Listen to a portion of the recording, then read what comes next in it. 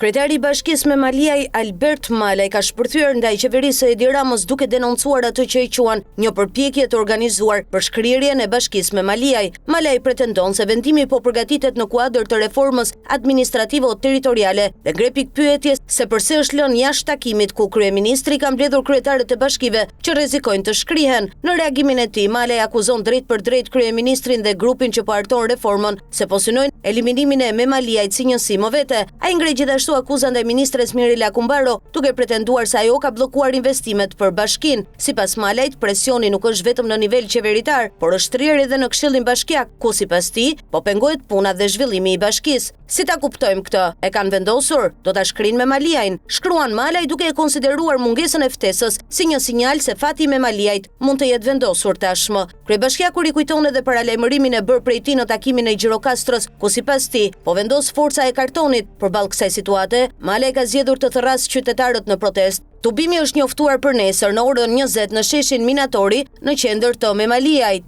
Protestat kundër hartës së re territoriale dje janë shfaqur edhe brenda tryezës së diskutimeve me kryetarët e bashkive. Mësohet se debatin e ka hapur kryetari i Bashkisë së Poliçanit, Adriatik Zotkaj, i cili ka kërkuar shpjegime për kriteret mbi të cilat po vendoset shkrirja e disa bashkive. Zotkaj mësohet të ketë pyetur pse Peqini, Roskoveci dhe Vau Idejos nuk janë përfshirë në listën e bashkive që pritet të shkrihen, ndërsa Poliçani po, pavarësisht se sipas tij këto njësi kanë një performancë më të dobët. Kryebashkiaku ka rikujtuar gjithashtu reformën e vitit 2014, duke argumentuar se ajo nuk solli rezultatet e pritshme dhe se një prej treguesve të dështimit të saj është rënja e vazhdueshme e popullsisë. Sipas burimeve në përgjigje të Zotkajt, kryeministri Edi Rama ka përmendur djegjen e tesrave të Partisë Socialiste në Poliçan, duke e cilësuar si një veprim të turpshëm dhe duke i thënë kryebashkiakut se nuk duhet të ishte pjesë e takimit. Përplasja nuk është mbyllur me kaq. Zotkaj mësohet të jetë kundërpërgjigjur Ramës, duke e cilësuar si mosmirënjohje projektin që parashikon shkrirjen e Poliçanit dhe bashkimin e tij me Beratin. Paturpsin nuk e bëm ne,